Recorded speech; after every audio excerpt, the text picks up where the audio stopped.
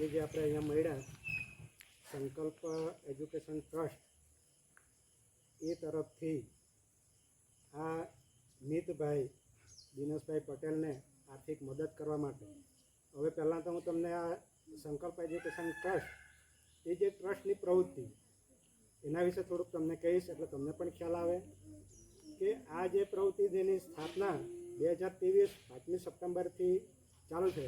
આજે લગભગ 2 વર્ષ થયા. 2 વર્ષની અંદર એ સંકલ્પ ટ્રસ્ટ જે આદિવાસી સમાજના આર્થિક રીતે નબળા બાળકો હોય અને ભણવામાં હોશિયાર હોય એવા બાળકોને મદદરૂપ બનતું આવ્યું છે. અને લગભગ આજે હું માનું ત્યાં સુધી 30 લાખની રકમ સુધીનો સહાય કરી ચૂક્યું છે. હજુ પણ એમાં જેટલા સભ્યો જોડાય અને આપણે એક જેમ આપણે કહીએ કે કાંકરે પાળ બંધાય, ટીપે ટીપે સરોવર ભરાય, એ રીતનું આ સંકલ્પ ટ્રસ્ટ ફક્ત 100 રૂપિયાની શરૂઆત કરે છે.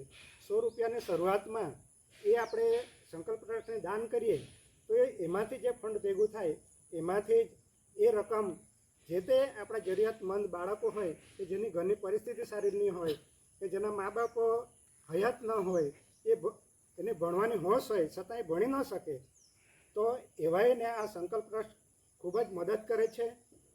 અને આપણે એક વ્યક્તિ જોડાઈએ અને એની સાથે આપણે ઘણા બધાના સભ્યોને જોડીએ તો પહેલાં તમને કીધું તેમ કાંકરે પાળ બંધાય તે રીતનું આમાં પણ છે કે જેમ 100 રૂપિયાની કોઈ મદદ કરે એ વાર્ષિક આપણે ગણીએ તો 12,000 રૂપિયા થાય, 1200 રૂપિયા થાય.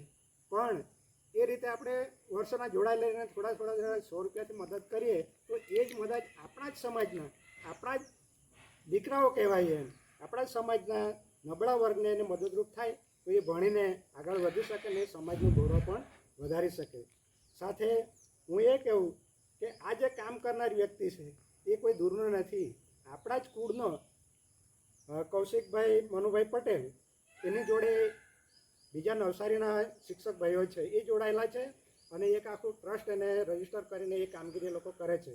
અને એ રીતની કામગીરી લોકોએ ઘણી બધી કરી છે ને હાલ પણ ચાલુ જ છે. ને આ જે કામ કરવાનું છે જે ગરીબ વિદ્યાર્થીને આપણે જ હોતી આપવાનું છે, જે વ્યક્તિ જોડાય એને જ હોતી આપવાનું છે. સાથે અત્યારે એક એ લોકોએ નવો પ્રોજેક્ટ લીધો છે કે જે પુસ્તક બેંકની અંદર કેવું આવે કે ચોપડાની આજે મોંઘા હોય તો એ મોંઘા પુસ્તકો લેવા પણ અઘરા, પણ જે કદાચ એના કરતાં આગળ કોઈ ભણેલું હોય અને એની પાસે જે પુસ્તકો હોય એ પુસ્તકો એ ટ્રસ્ટમાં જમા કરવાનું અને એ પુસ્તકો પછી આપણે તેને વગર પૈસે એને આપવાના, એટલે એ છોકરું પાછું ભણીને પાછું એ પણ આગળ નીકળી શકે. એટલે આ એનો હેતુ છે. એ રીતના એના ઘણા બધા પ્રોજેક્ટો છે.